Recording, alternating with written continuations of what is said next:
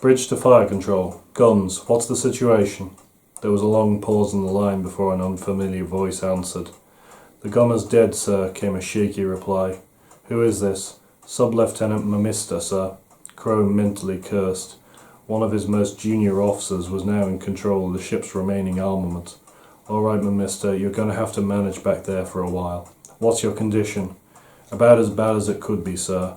It looks like both A and B turret are total losses. C and D are operational, but the command lines have been broken, so both turrets are on local control. We still have control over the two missile turrets, but both auto-loaders have jammed. I have their crews trying to free them up now.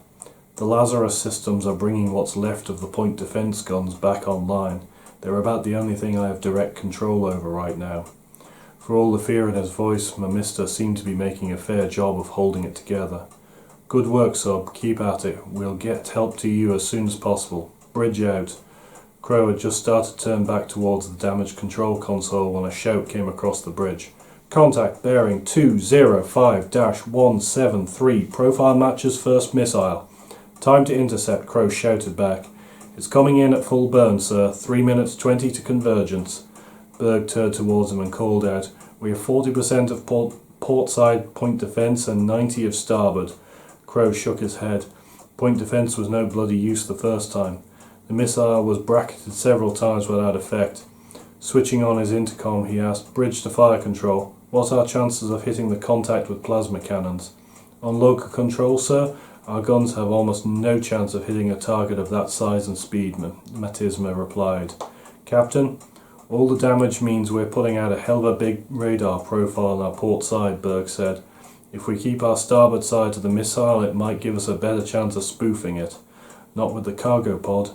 The first one got a solid lock onto the port side pod, Crow replied as he fought down a rising sense of despair. The Mississippi was badly hurt. He could see it on the damage control display and feel it through the soles of his boots. What the hell were his options? Shooting his way out wasn't a runner. They probably couldn't take another one like that. Hell, they'd probably been lucky to take the first one. Spoofing it didn't seem likely with the big lump of a supply pod providing a nice big radar return. But what about, Berg said. Yes, Crow shouted. Activate the bracket charges. Prepare to jettison the pod on my command. He switched his intercom to ship-wide.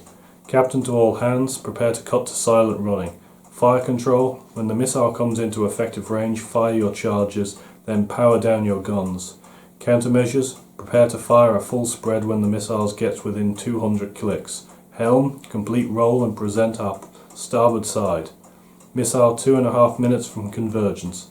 Crow forced himself to sit down and wait for his orders to be carried out. On the hollow screen, the red blip representing the missile continued to close in on the green sphere at the centre of the hollow.